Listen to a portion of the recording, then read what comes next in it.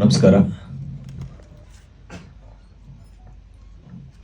ಸಾಮಾನ್ಯವಾಗಿ ಎಲ್ಲರ ತಂದೆನೂ ಎಲ್ಲರಿಗೂ ಹೀರೋನೇ.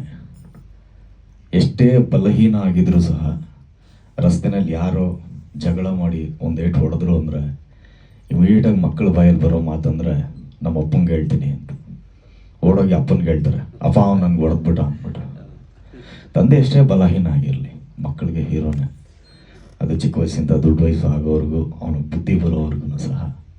ಬಹುಶಃ ಅದೇ ರೀತಿಯಲ್ಲಿ ನನ್ನ ತಂದೆನೂ ನನಗೆ ಹೀರೋನೇ. ಇಂಡಸ್ಟ್ರಿಗೆ ಬರೋದಕ್ಕಿಂತ ಮೊದಲು ನಾನೊಬ್ಬ ಪ್ಲೇಬ್ಯಾಕ್ ಸಿಂಗರ್ ಆಗಬೇಕು ಅಂತೇಳಿ ಬಹಳಷ್ಟು ಆಸೆ ಪಟ್ಟಿದ್ದೆ. ನನಗೆ ಯಾರೇನೇ ಕೇಳೋರು ಏನಾಗ್ತೀಯ ಅಂದರೆ ನಾನು ಸಿಂಗರ್ ಆಗ್ತೀನಿ ಅಂತಲೇ ಹೇಳ್ತಾ ಇದ್ದೆ. ಆ ಒಂದು ಹುಚ್ಚಲ್ಲಿ